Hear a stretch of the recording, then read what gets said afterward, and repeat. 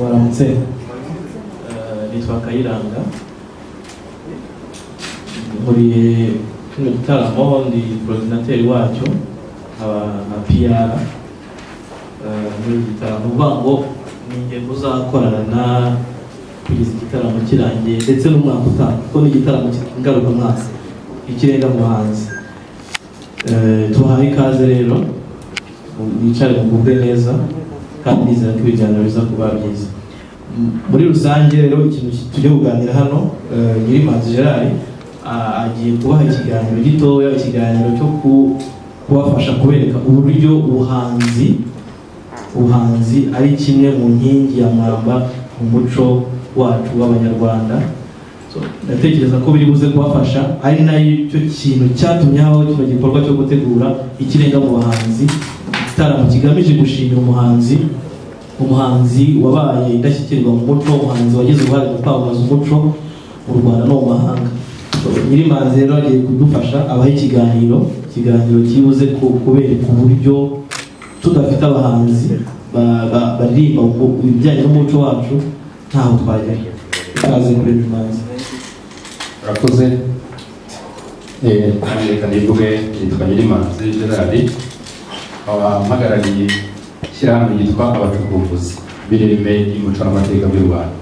Ni ishyirahamwe ryagiyeho kugira ngo risigasire umuco nyarwanda kubera ko twabonaga ugenda uducika kandi aricyo kintu kitugize.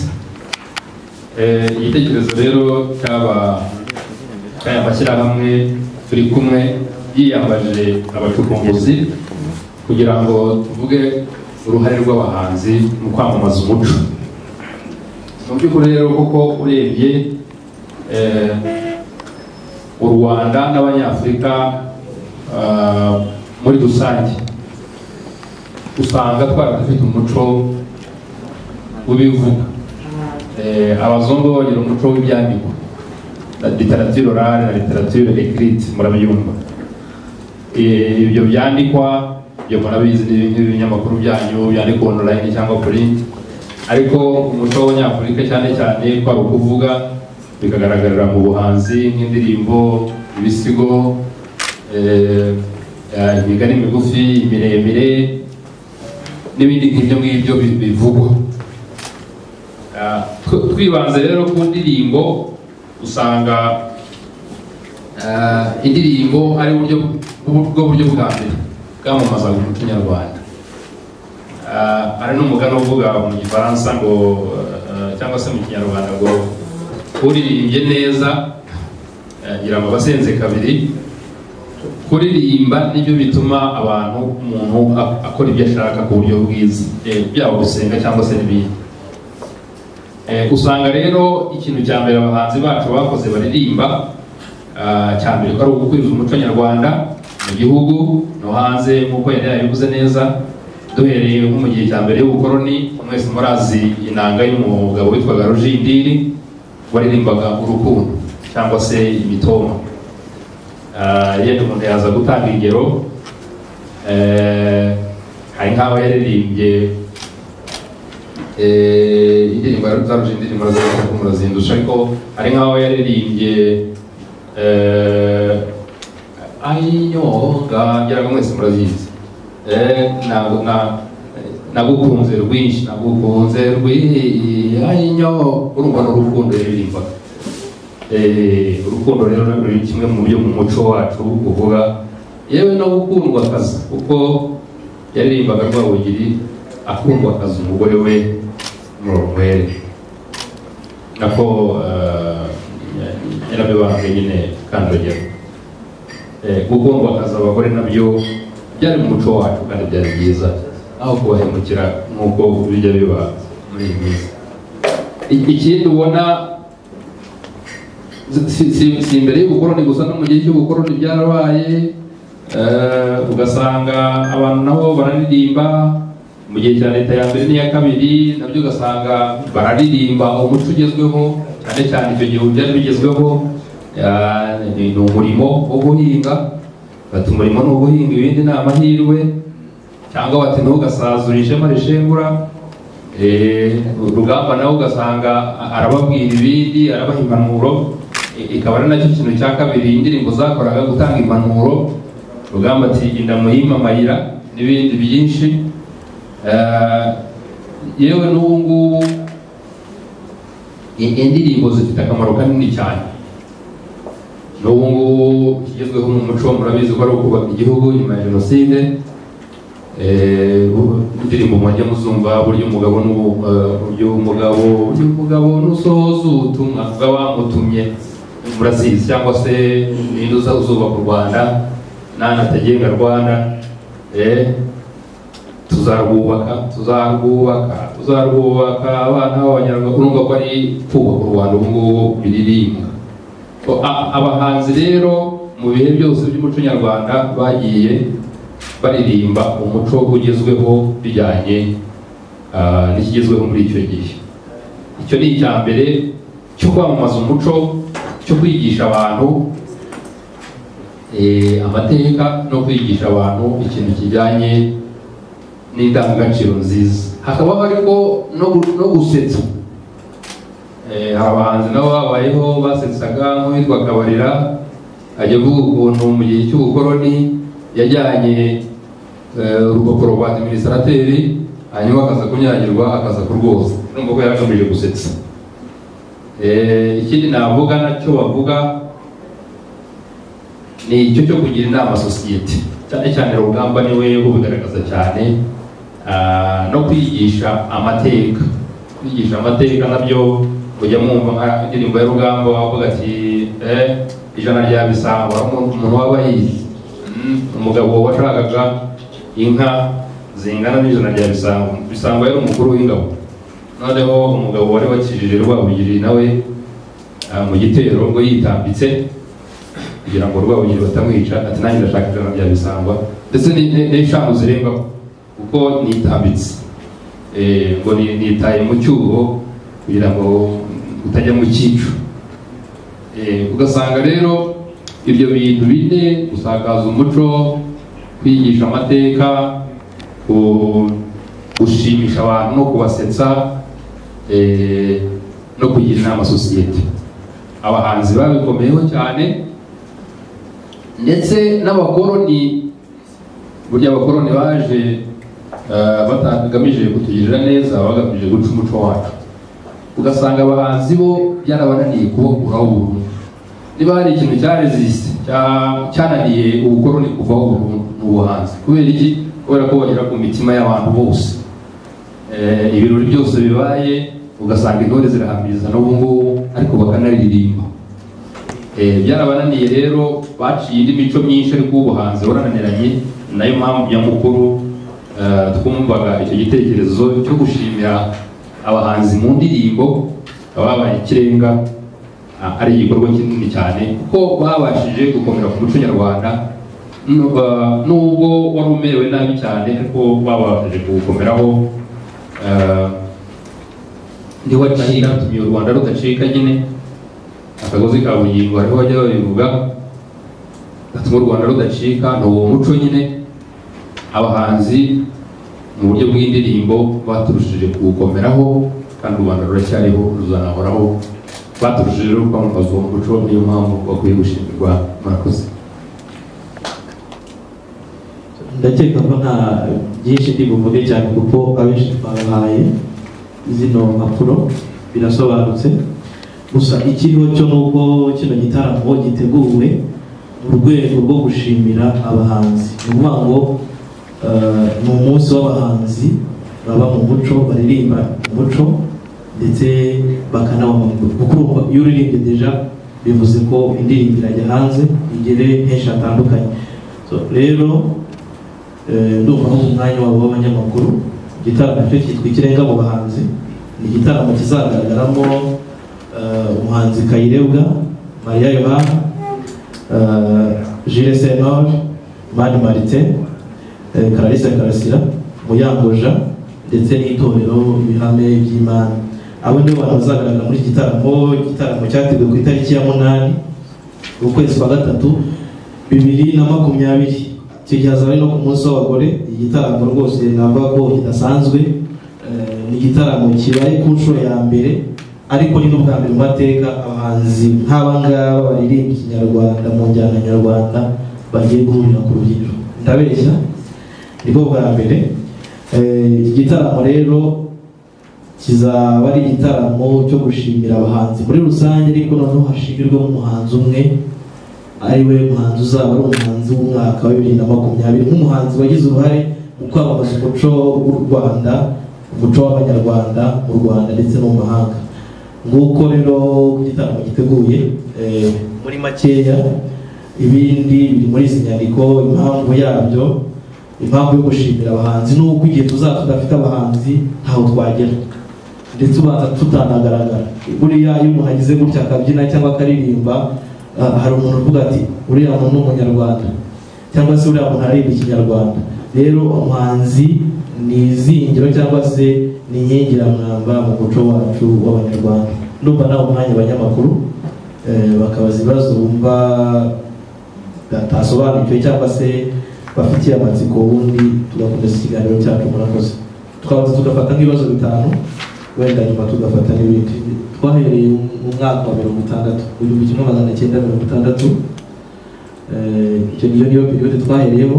Hanyuma hari byashingiyeho kuba ushobora kuba umuhanzi waririmbye hano mu Rwanda, ukaririmba ikinyarwanda mu njyana nyarwanda, warangiza ukajya no kubisakaza mu mahanga.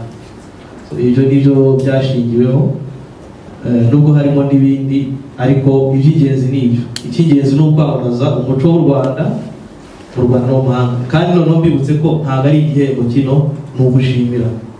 Wenda mutaza kumva ko ari ukuvuga ngo twatoranyije umuntu kugira ngo tumuhe iki. Ni ugushimira umuntu ko yagize uruhare, ndetse no kumubwira ngo komeza wereke urugero abandi bakuri inyuma.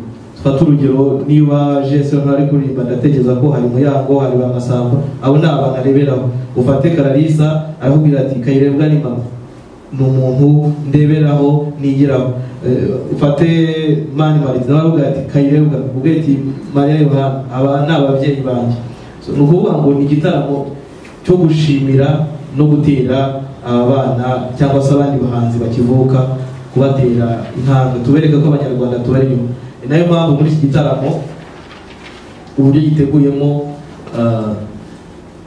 nawe atere Rwanyange, ndatekereza ko hari umuhanzi ukunda, uzaze rwose ufite nk'ururabo, ufite n'inka uzayizane bishorere, tuzagufasha kuyishakiraho uba wishyize, hanyuma wihereza umuhanzi uzaba wateguye kuri uwo munsi. Ni ukuvuga ngo mu rwego rwo gushimira, buri munyarwanda wese akwiye kugira uruhare rwo gushimira abahanzi.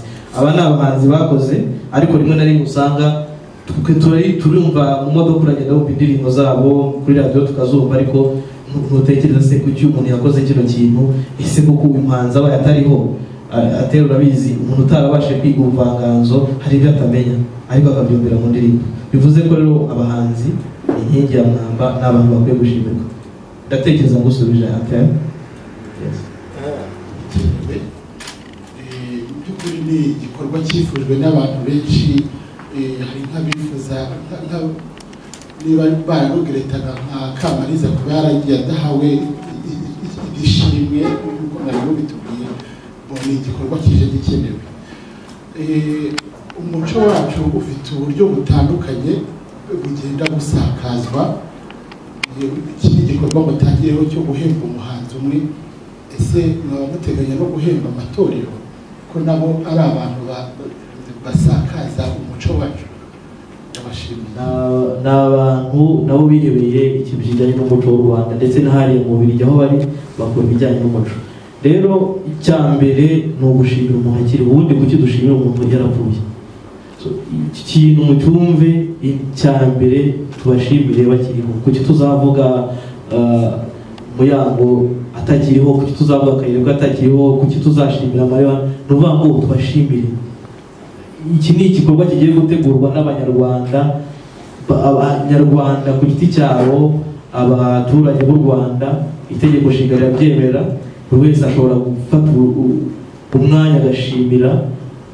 Natwe rero twatekereje gushimira abahanzi bakiriho. Igihe icyo nakubwira ni uko umuntu wese ufite uruhare muri uwo muco wacu, kuwamamaza no kuwusakaza, azagerwaho. Ahubwo wenda byose bizahera ku bushobozi kuko gutegura igitaramo si ibintu byoroshye, ni ibintu bikomeye, byose bigendana n'ubushobozi, ariko turizera ko buri muntu wese ndetse n'abapfuye bakwiye gushimwa. Mwahoze mwumva avuga Rujindi, hari ba Sentore, abo ni abantu bakwiye gushimirwa, ariko reka duhere ku bantu bakiriho tubabwire ngo mwarakoze kandi mukomeze, n'ababana bari inyuma yabo babone ko hari abantu bari inyuma. Ndumva mushimire. Muri make tubyumve neza, ikintu kigamije no gushimira umuhanzi. Ntabwo kugeza uyu munsi none twakubwira ngo hari igiteranyo cy'amafaranga ngo cyateguye. Ni uruhare rw'umunyarwanda, ni uruhare rwawe munyamakuru, ni uruhare rwawe muyobozi, kugira ngo uzushimire umuhanzi nk'umwe udufasha gusakaza umuco wacu. Ntabwo hariho igiteranyo cy'amafaranga cyangwa se ikintu runaka. Igikorwa cyateguwe, nubwo turabizi ko hari igihembo, hari ishimwe azabona, ni ishimwe si igihembo. Nibijya mu mafaranga bizahita biba igihembo, sibyo? Usange bigiye abantu baranabirwanira, barabibyiganira, ni ishimwe. N'uyu munsi wa none ushobora kuzabona gaterwa abonye imodoka, ushobora kuzabona cyangwa se abonye inzu, ni ishimwe. Ni ukuvuga ngo buri munyarwanda wese uzitabira kiriya gitaramo afite uruhare rwo kuza, afite icyo azanye, wazana ururabo, wazana telefone, uzadushimira abahanzi nawe ukunda, ubona badufatiye runini.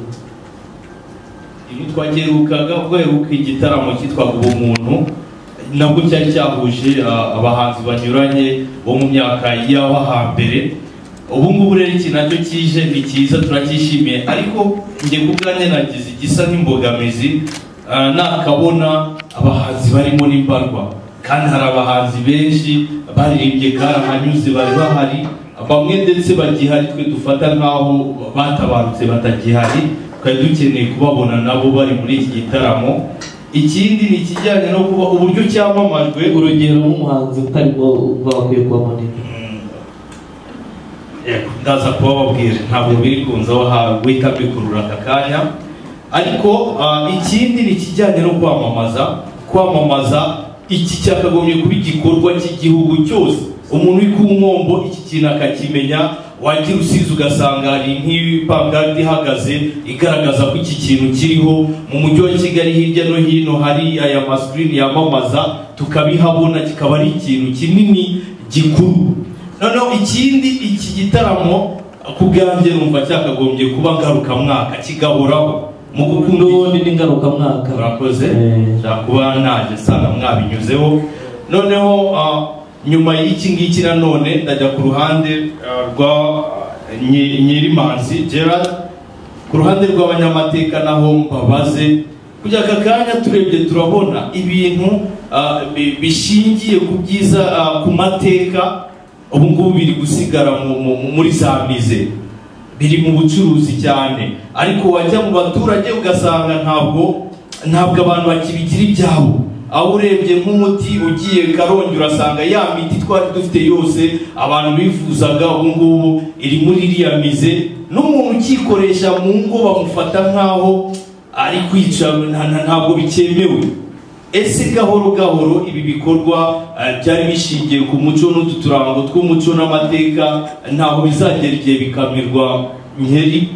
Noneho ikindi ni ikijyanye, urebye kuri ubuhanzi bushingiye kuri gakondo, urabona ko injyana nshyashya ziri kugenda zimira cyane, iyi njyana gakondo. Ikindi urebye mu gihugu ntabwo iyi njyana gakondo ikunzwe cyane nk'uko abari hanze y'u Rwanda b'abanyarwanda bayikunze.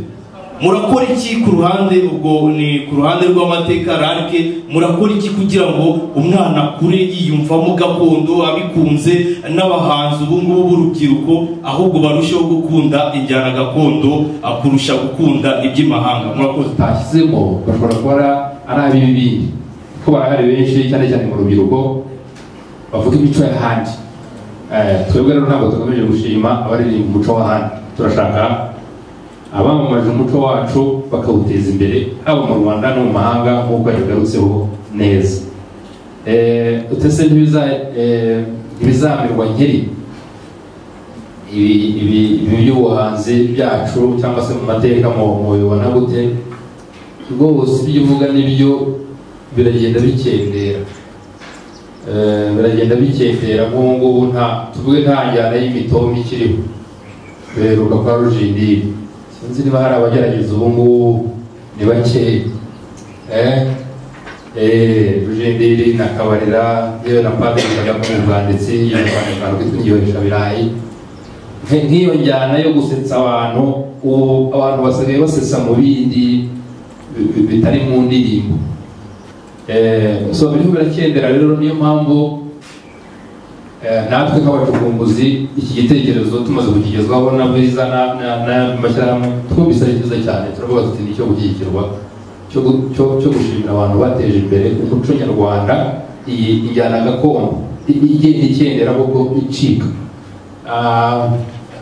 hari ikintu kijya kimbabaza ariya marushanwa ya Primus Guma Guma ahemba abantu ngo bahanzi bitwaye neza ntabwo ndabona ihemba na rimwe umuntu waririmbye umuco nyarwanda ahubwo ubona tandansi ari uguhemba abantu baririmbye umuco w'ahandi si uko batabashyigikiye nayo imico y'ahandi ishobora kuba ari myiza ariko ntawe uruta uwacu ugasanga Urban Boys nibo babaye aba mbere ugasanga Sentore nawe agiye kureka bya bindi byacu agiye kuririmba bya Urban Boys by'ahandi kugira ngo nawe azahembe twebwe rero nyine turashaka ugutangira ko navuga utaracika namwe mudufashe nk'abanyamakuru kandi murabishoboye ubu iterambere rishingiye ku muco navuga ko rimaze kujya mu migambi ya leta NST1 yavuze ko bigomba iterambere rishingiye ku muco bigomba naryo gutanga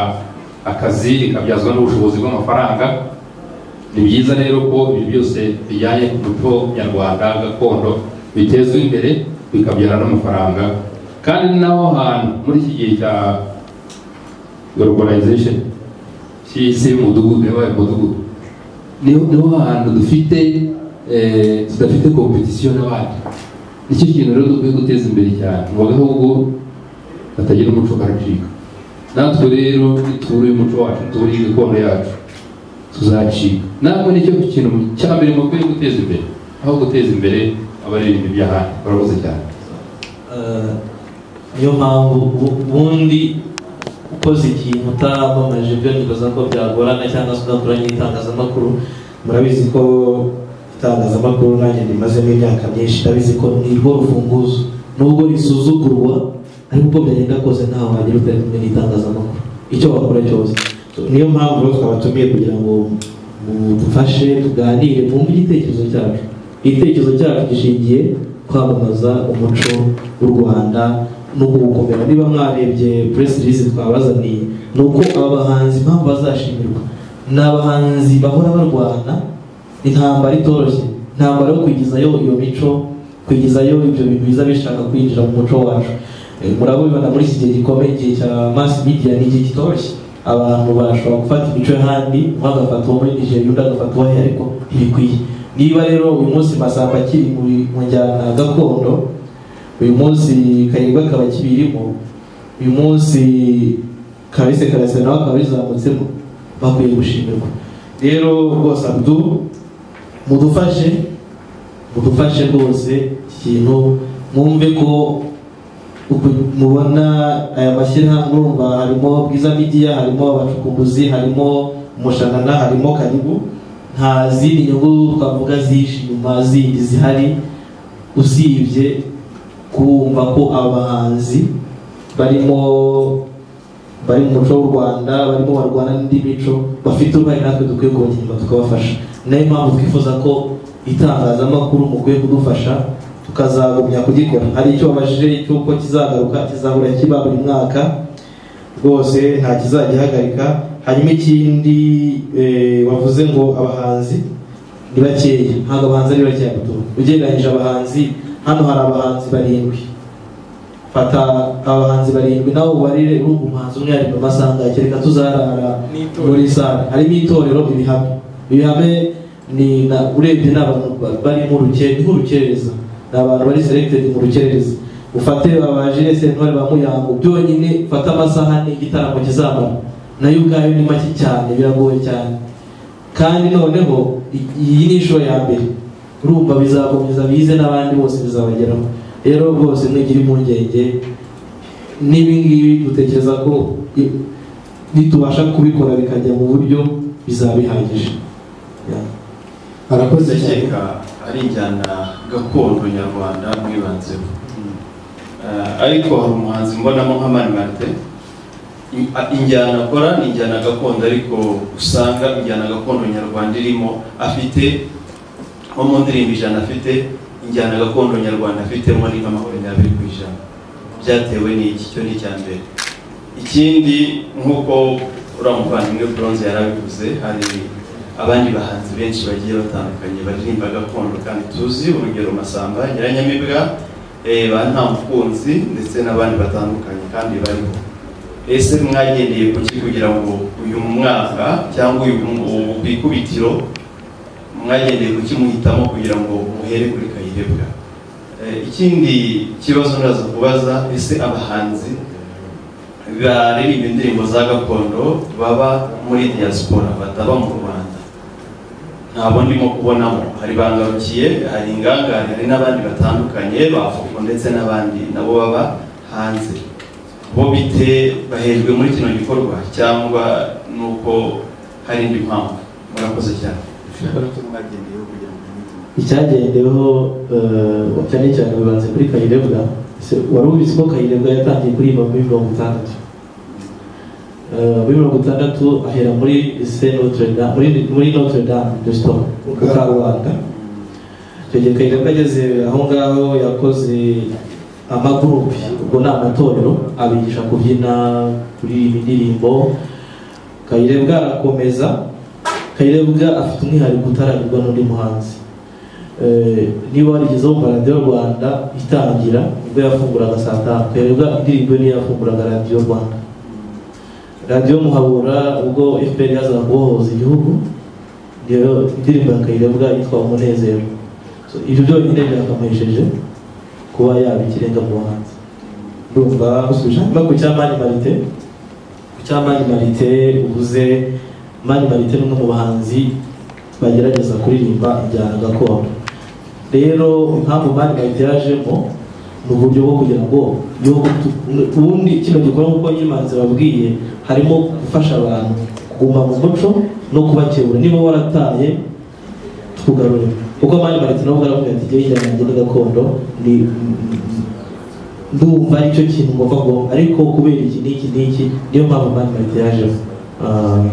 So kandi ntabwo bivuze ko niba umuntu Mani Martin ari mu Kinyarwanda, arakeka Ikinyarwanda gusa nta n'indirimbo y'indaragira ubwabyo byabandi byamuhesha kubaho, sibyo? Ariko nawe ubwiyemera ko injyana ye ari gakondo. Hanyuma aho hanze bavuze nyine nabigusubije nabyo, nuko ntabwo bagaragara bose. Nabikubwiye nawe urebye ko iyi afishe uribaza abahanzi ubwabo biragoye kuko baririmba ari abahanzi 10. Kereka umuhanzi agiye ari ku munota. Indirimbo z'aba bahanzi ushobora gusanga imara iminota 5, nk'iyitorero ushobora gusanga imara iminota 10. Biragoye cyane. Umuntu wese uri kuri afishe azashimirwa. Oya, iyi afishe iriho abaherekeje Kayirebwa. Kayirebwa niwe ikirenga mu bahanzi 2020, niwe uzashimirwa. Hanyuma aba bose bazamufasha gususurutsa abaje. Daniel Garukiye n'abandi nabo bazagenda bagerwaho, nabo bagira umunsi wabo, umushakamba abaherekeza abacurangira inanga n'ibindi. Dukomeza akabazo k'amatsiko, kuki byabaye ngombwa ko mubimumenyesha iki gisigaye cyose iyo biza kuba bitungurana? Siko byari kuba ari ikintu cyiza hari akaba bifite nk'ibanga akamutunga imbere y'abantu agahabwa icyo gihe iryo shimwe. Hanyuma ngaruke ku biciro byo kwinjira, ndabona 5 na 20 ibyiciro byo bikaba biretse.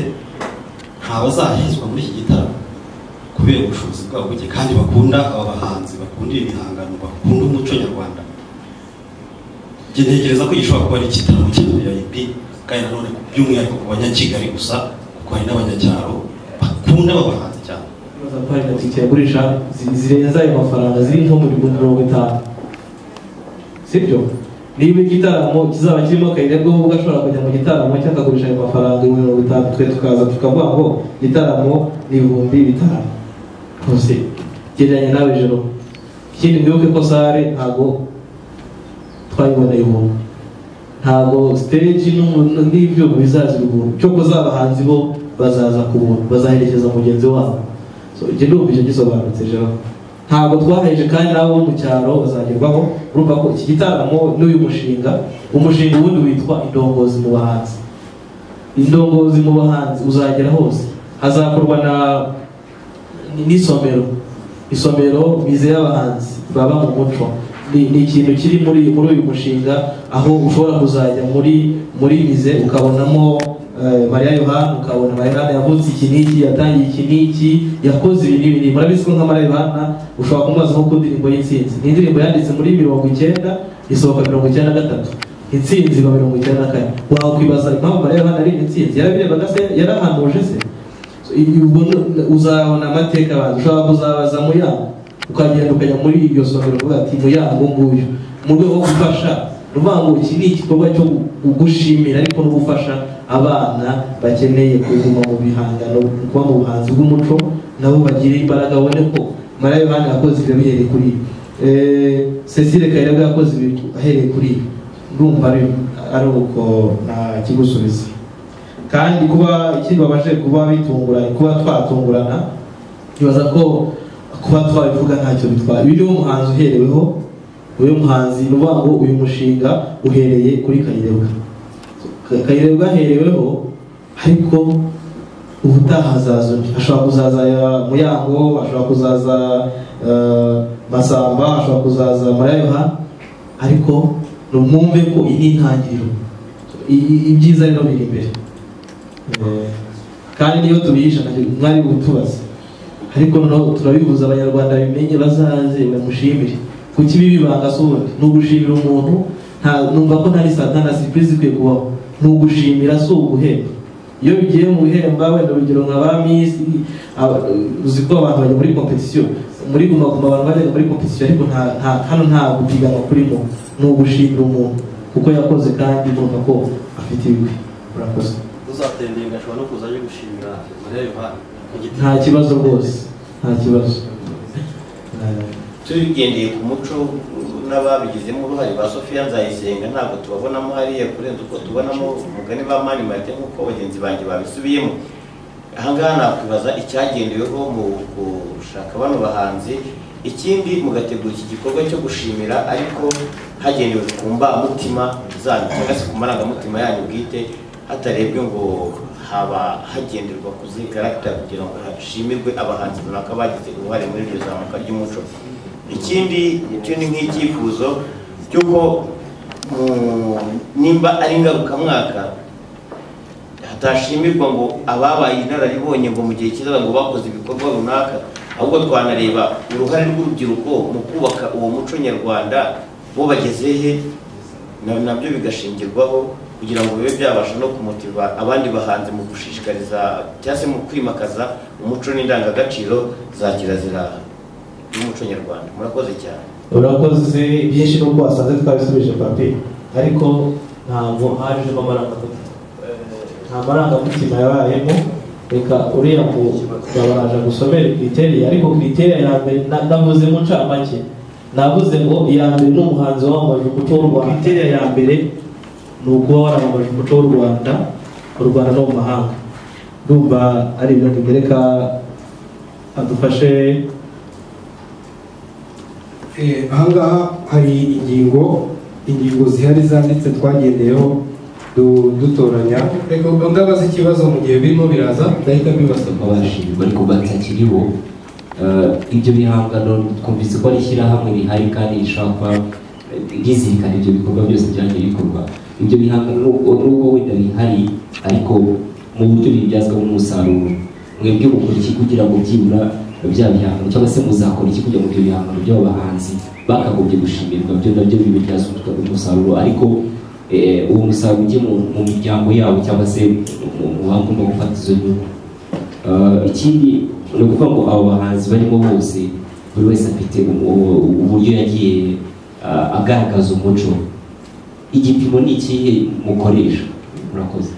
Wenda ntekereza ko icyo ngicyo cyo ntabwo nanagitindaho cyane. Reka adusomere ibyagendeweho bigaragaza bikanashyira imbere umuco nyarwanda ugamije kuwurinda nta kuvanga imico n'indimi. Mwayumvishe iya mbere, ubwo ni iya kabiri. iya gatatu kuba afite ibihangano bitari bike nibura ufite ibihangano bigera kuri 20. iya gatatu kuba byaramamaye muri rubanda rw'abanyarwanda mu ngeri zabo zinyuranye abakuru n'abato.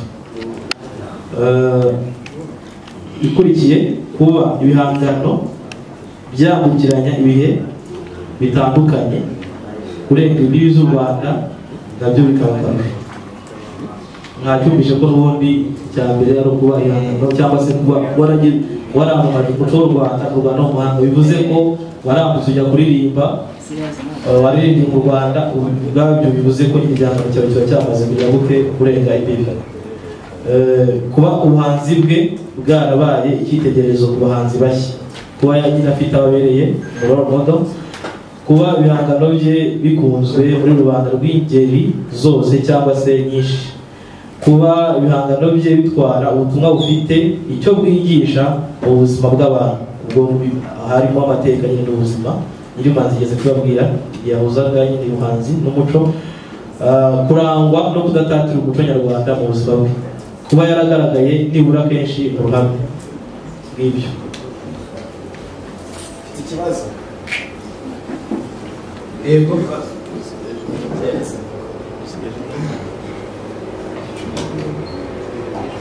yenda ko umwe mu bahanzi hariya indirimbo ze yabujije itangazamakuru kuzicuranga, ndaherwa nk'urugero Kayirebwa ku Isango Star ntibazicuranga, Radio Rwanda.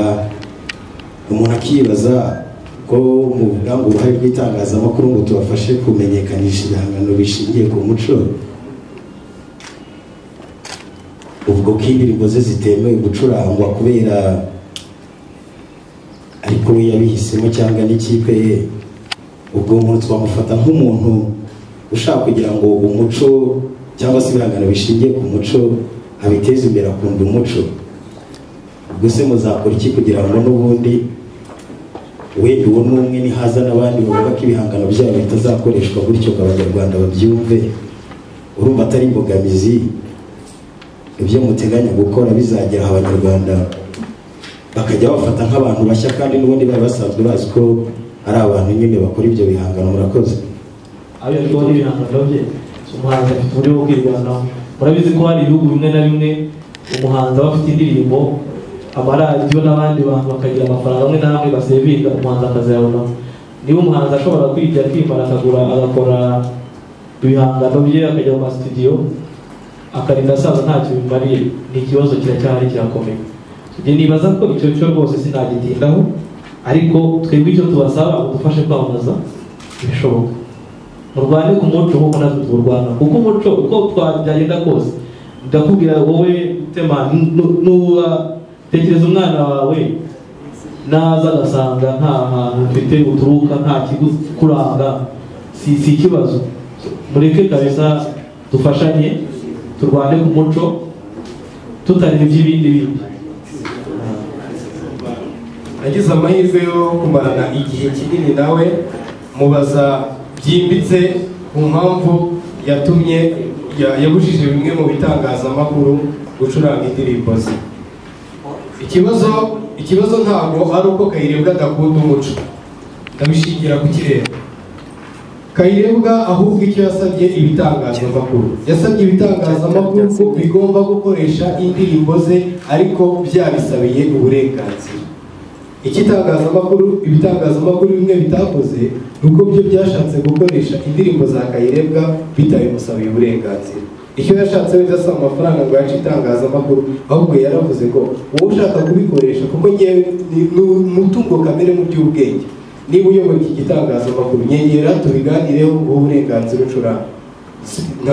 Byaba ari ikibazo kiri ku Rwanda rwose itangazamakuru byose ritemewe kumucuranga, ahubwo ababyemerewe byashiye mu burebure. Nicyo ngicyo. Kandi hariho amaradiyo akoresha indirimbo ze, radiyo disi irabyemerewe. Nyine ni iyo mpamvu navugaga n'ubwo bahanzi nyine abahanzi baza copyright bisobanura nabo bazaba bahari muzayoboza, ariko namwe mutekereze ku kintu cya copyright. ariko copyright nk'ubuse ibintu gito kucyo nongera kucyo gutamanya yarabajije wenda usibye ibitangazamakuru mbarwa mu byuze bikorana nawe cyangwa se byemerewe gucuranga indirimbo za Cecile Kayirebwa mbona nawe muhanzi usa naho azashimirwa muri iki gikorwa bivuze ko ibitangazamakuru byinshi bigiye biri hano atari abafatanyabikorwa ba Cecile Kayirebwa ubwo mwizeye mute ko biri bwamamaza ibi bintu bye icyo ni icya mbere icya kabiri ni press conference ni ikiganiro n'itangazamakuru cyo gutegura igitaramo cyo guhemba cy'abahanzi nako so kubahemba bose gusa kuri pano nta muhanzi n'umwe uhari ubundi mu gitangazamakuru ryifashisha mu kwamamaza ibikorwa by'abantu ni byiza ko ababatumiye byibuze bababona byibuze umwe akabazo nayo mfite kamatsiko mwagerageje kubuhe buryo bukomeye bwo kugira ngo byibuze haboneke umwe cyane ko nk'abo bahanzi bakuru usanga kugana n'itangazamakuru ku bwabo ari gake cyane basa naho batabikunda cyangwa namwe babahakaniye tubimenye tugere twivugire bikari guhugurwa na Minisiteri y'Umuco n'Urubyiruko ntabwo babonetse mahugurwa kuva ejo n'uyu munsi ariko umunyamakuru ukenera umuhanzi aze kumbwira ndaza kubahuza bavugana sibyo ntabwo abahanzi banzi icyo tucyumvikaneho neza kandi noneho uburyo twapanze kino kintu iki gikorwa cya kuganira namwe tubabwira igikorwa dufite hanyuma ku itariki ya mbere dufite indi press conference izaba irimo n'abo bahanzi ndetse no muri iyi minsi ikurikira kuva uyu munsi kuzageza ku itariki 8 umunyamakuru uzakenera umuhanzi azanireho nzamufasha abo umuhanzi baganira ni ukuvuga ngo uyu munsi ni uburyo bwo kubabwira nuko wenda waje wakerewe ese ubundi we iyo wabonaga nk'iyafishi ze yitembera kuri social media wumvaga ari iki irazerera kuziye mpamvu ni ukuvuga ngo mumenye ngo hari igikorwa cyitwa ikirenga mu bahanzi icyo ni icya mbere hanyuma impungenge yavuze kuba wenda Kayirebwa adakora n'ibyo bitangazamakuru ntekereza ko iki gikorwa atari icya Kayirebwa twabisobanuye iki ni igikorwa cy'abahanzi bose ni igikorwa gishingiye ku muco bose yibaza ko tudakwiye gutinda ku icyo kintu ngo Kayirebwa ntabwo yatuma abantu benshi dupfa kandi dukwiye gukira ndumva byumvikana ufitemo uruhare kuko urumva ntabwo wakora kino kintu ubuyobozi butabizi yewe si na Minisiteri gusa na RARIC nayo irabizi kuba rero wenda mutabonye bagaragara nababwiye ko abahanzi bafite amahugurwa na Minisiteri irimo irabahugura bari mu mwiherero nta n'ubwo ari n'amahugurwa umwiherero w'abahanzi na Minisiteri umaze iminsi watangiye ejo uri burangire uyu munsi ariko wumve ko igikorwa harimo na partnership zindi z'abandi bantu muzagenda mumenya uko iminsi igendeshe ndibaza ko igitaramo gisigaje iminsi igera kuri 29 amakuru ariyo ni menshi uzakenera rwose amakuru kuri iki gitaramo turi tayari kuba twayamuhereza Itanga amazina yanjye ni Baruhuke Etienne Peacemaker Isango Star kugira ngo mbaze Melchior kenshi njya mbona igitaramo mu Rwanda cyangwa se mu wa Kigali byamamazwa mu bitangazamakuru bikorera i Kigali ugasanga abantu bo mu ntara ntabwo bibukwa kandi nabo usanga audience y'ibintu bitaramo ese mwebwe harimo harakorwa iki ngo n'abanyarwanda batari mu mujyi wa Kigali bagezweho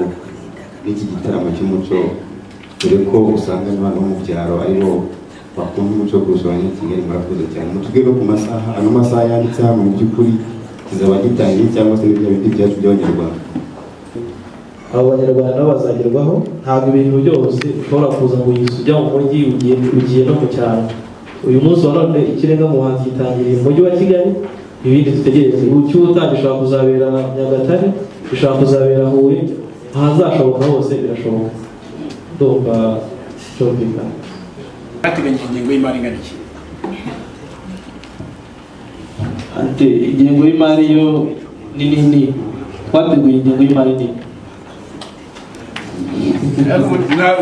gukora mu mucyo ingengo y'imari ingana gutya kugira ngo igitaramo kizagende neza kino gitaramo gifite ingengo y'imari iri muri miliyoni 15 ariko zishobora no kwiyongera iki gikorwa ni igikorwa cyavuye igitekerezo cyavuye ku banyarwanda bo muri diaspora baba mu gihugu cy'Ubirigi aho abanyarwanda bakora mu muco aho uyoboye umuryango witwa Karibu ASBL Omar Severier nk'umuntu w'umuhanga mu by'amateka n'umuco wize muri kaminuza ya Louvain-la-Neuve ndetse afatanya na Bwiza Media yari nge wihagarariye afatanya n'umushanana ndetse na bacukumbuzi b'amateka. Ni igikorwa rero cyatekerejwe hagamijwe kureba uburyo umuhanzi uririmba indirimbo z'umuco zijyanye n'umuco yahabwa agaciro cyangwa se yashimirwa akiriho. Kuki dushobora gushimira umuhanzi ari uko yapfuye tukamuvuga ibigwa ari uko yapfuye, kuki ibigwi by'uwo muhanzi bitavugwa akiriho? So icyo ni ikintu cyatekerejwe maze dufata izina ryitwa ikirenga mu bahanzi. Ikirenga mu bahanzi ni igikorwa kizakiba buri mwaka hagashimirwa umuhanzi ndetse uwo muhanzi akajyana n'abantu bamuherekeza kugira ngo bamushagare bamwereke ko bamuri inyuma hari ibyo yakoze, hari ibyo yakoreye igihugu. Ko buriya umuhanzi yakora ibijyanye n'umuco, iyabungabunga umuco, yawuririmba akawusakaza hirya no hino, ntago abayikorera, bakorera igihugu cye, bakorera abanyarwanda, bakorera abana bato bari inyuma, cyane ko umuhanzi burya ataririmbye cyangwa atasize, ngewe ukiri muto cyangwa njye ukibyiruka sinabimenya, kereka bavukiye mu ngo zikomeye ku muco cyangwa se abizi ibijyanye n'ubuvanganzo. Abo nibo bantu bashobora kubasha kumenya ibijyanye n'amateka n'umuco. Ariko iyo abahanzi baririmbye cyane nk'urubyiruko, abana bato basha kumva se aririmbye iki, akaba yanabitindaho. Uvuga ngo umuhanzi ni umwe mu nkingi za mwamba mu kwamamaza umuco no kuwusakaza. Urakoze cyane, utubwiye yuko ari ugushimira abahanzi. Ko ari ugushimira abahanzi, ese nuko cyangwa umuhanzi gushimira umuhanzi nk'uko ubivuze, kuki mwashizeho ibiciro kugira umuntu aze muri icyo gitaramo kandi ari igikorwa cyo gushimira atari igikorwa cyo gucuruza? Ni igikorwa nyine cyo gushimira, ariko se nkubaze ubu ngubu ntago tuzatega taxi se? Ntago isare ntago ari y'ubuntu. Sare izishyurwa, abo bantu bazaza muri sare y'abahanzi bazakenera amazi yo kunywa, umuhanzi azaza, bari abahanzi bose mubona n'abahanzi bitanze kuzaherekeza mugenzi wabo, kuzashagara mugenzi wabo, bakamubyinira, bakamushimira nabo nk'umuntu wabaye intangarugero mu bikorwa bijyanye n'umuco, mu kwamaza umuco w'u Rwanda mu Rwanda no mu mahanga.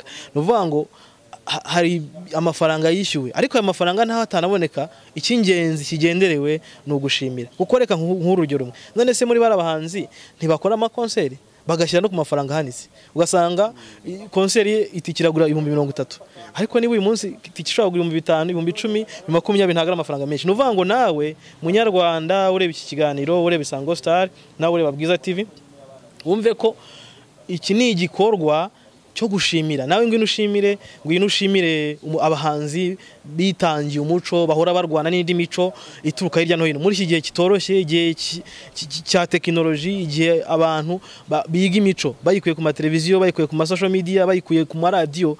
Noneho ni igihe wowe ukwiye kuvuga uti nyamuneka warakoze, nyamuneka komeza ukore, ngwino ushimire umuhanzi. Ari nayo mpamvu tubwira abanyarwanda bazitabira kiriya gitaramo kuza batwaye impano, zana nibura ururabo, zana inka ni nyinshi, hari zo muri Beneri, hari inka zo mu Rwuri, hari n'inka zizaza muri telefone, byose birashoboka rwose. Muze dushimira abahanzi, tubereke ko tubari inyuma. Ni igikorwa cyateguwe n'abahanzi kwabo, abahanzi urumva.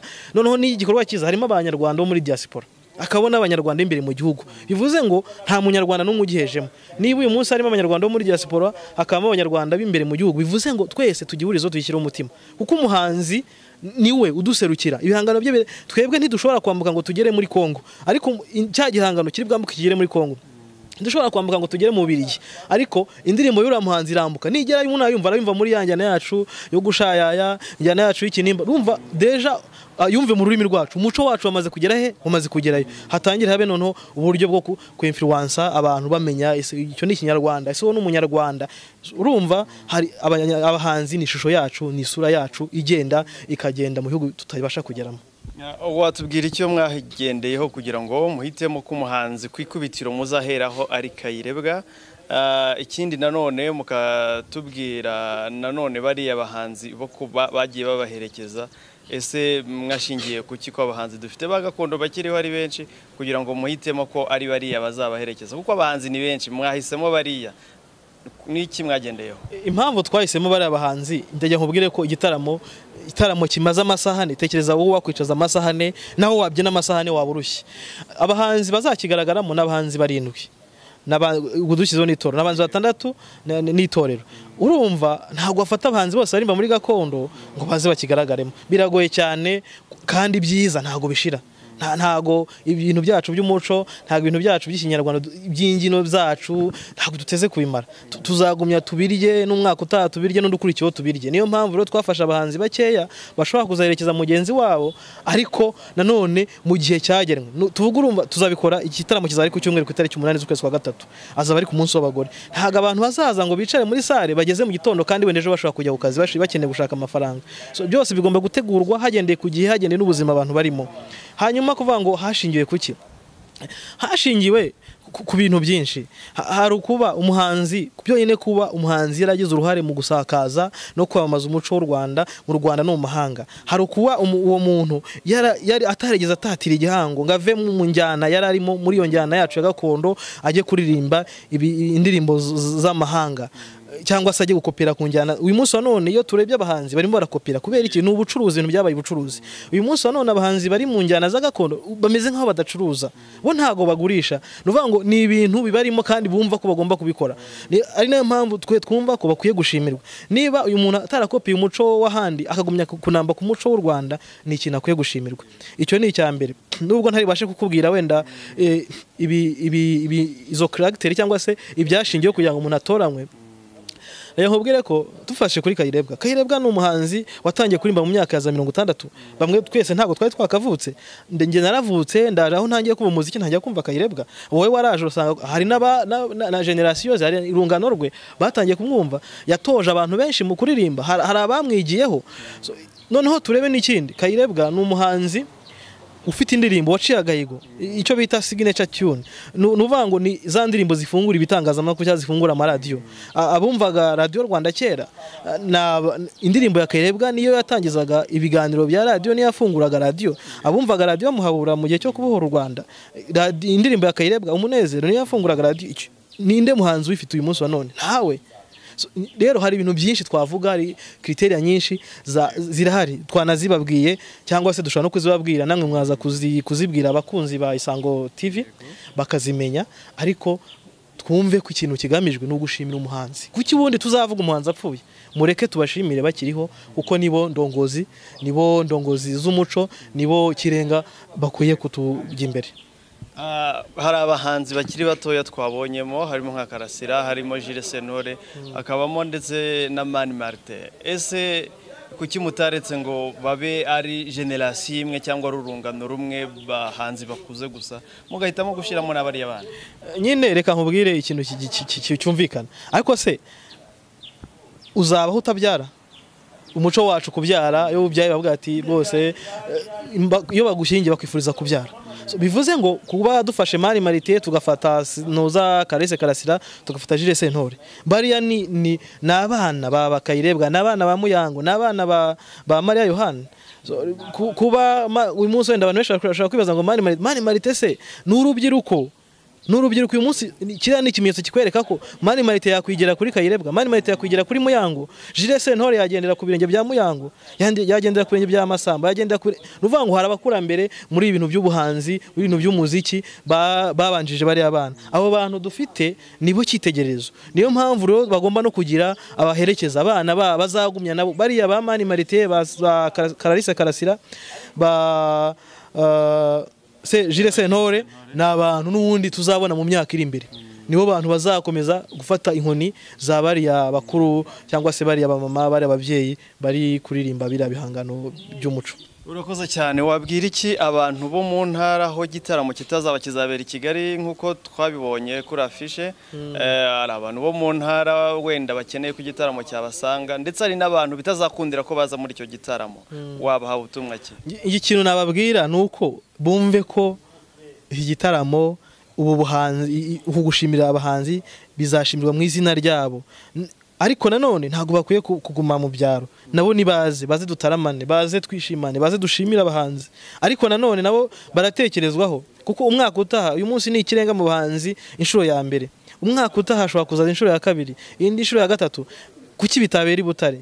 kuki bitabera Nyagatare, kuki bitabera Rubavu, kuki bitabera mu gihugu hose. Ikindi kintu nuko iyi ndongozi mu bahanzi ni umushinga ushobora kuzabaho, hakabaho na mize, hakabaho isomero, ku buryo ushobora kuzaza uri umwana muto ukeneye kumenya amateka ya Kayirebwa, kumenya amateka ya Muyango. Nk'ubu hari abantu batazi Mariya Yohana ni umuntu waririmbye indirimbo Intsinzi, ushobora kumenya ngo yayirimbye ryari, kuki yayiririmbye Intsinzi ikaboneka.